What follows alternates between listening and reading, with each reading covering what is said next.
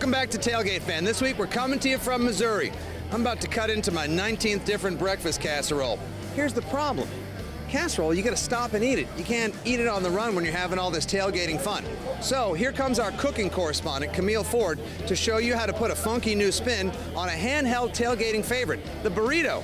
And it's got fried catfish in it. Camille, you do your thing, I'll do mine.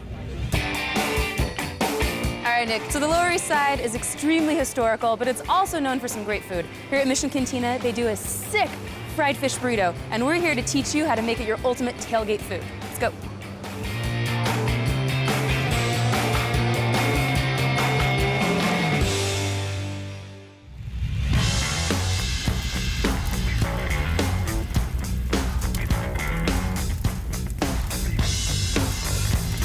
This is Danny Bowe, and he is the mastermind behind the fried fish burrito at Mission Cantina. Yeah, I grew up with a lot of Tex-Mex, actually. So I've had like Tex-Mex and then Californian Mexican food in San Francisco, which is where the burrito is based off of.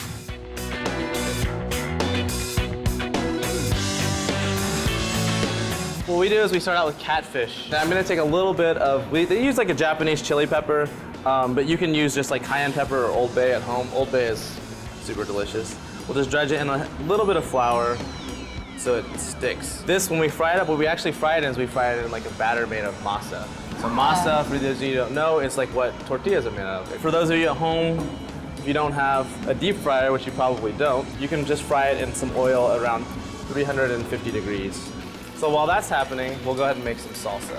We're gonna make a really simple pico de gallo. We start with really good tomatoes, about a tomato to a half an onion, to one whole chili pepper. So we do a jalapeno, a serrano, and a little bit of a habanero, and then limes. Yeah. So what we'll do is, again, it doesn't have to be super pretty. Cut the onion up really, not too small. You want it to have some bite to it. We'll just cut the tomato here.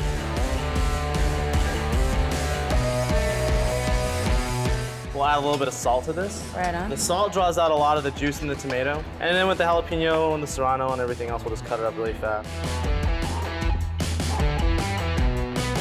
Good thing about habanero peppers is that it adds a very fruity flavor profile. So we're really looking for that, more than just bracing heat. We're adding lime juice to this. I would add the juice of about 2 limes, and then we'll just add a little bit of chopped cilantro to this. I would let this marinate for about 15 minutes so the salt can pull out the moisture and all the vegetables. So our salsa's all made, and we can start to assemble the burrito. These done? So these guys are done. Pretty much a pretty perfect batter. You want to let this drain a little bit, so we'll take them out. If you can see, like, it's got a really nice crust. Really nice and light. Those look awesome.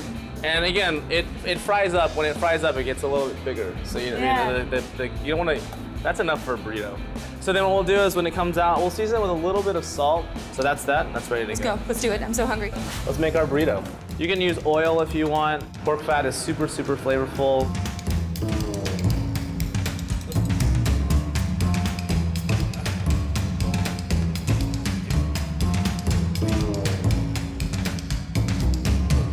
The cheese can kind of be spread out. You want it to wrap around everything, but all the other fillings should stay right in the middle. So heat the tortilla, put the cheese on so it starts to melt. Right.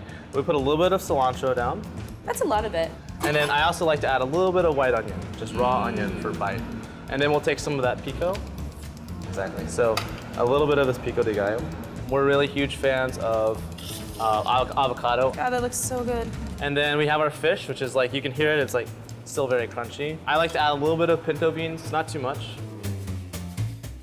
And then we'll put a little bit of crema. When you roll this up, you're gonna bite and you're gonna get hopefully a bite of everything, right?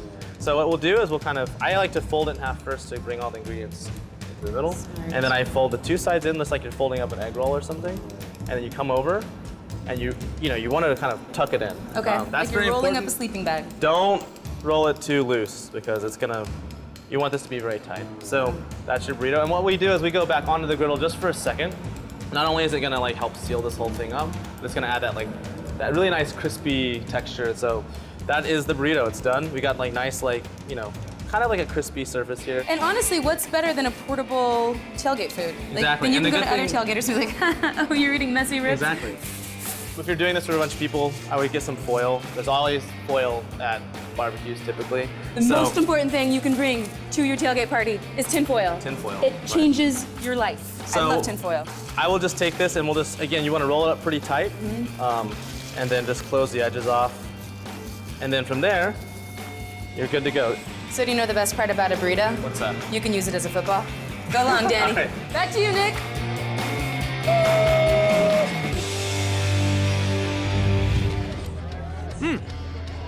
Thank you, guys. That looks so delicious.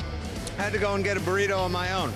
Now, if you guys enjoyed the recipes you see on the show this season, swing on by tailgatefan.com and prepare them at your next pregame party. Don't you go anywhere. More buddies, barbecue, beverages, and more when Tailgate Fan returns. Coming up. Tailgate Fan Super Fan of the Week. Oh, and look, they got Kansas in the toilet. How about that? Long live rivalry. All that and more when Tailgate Fan returns.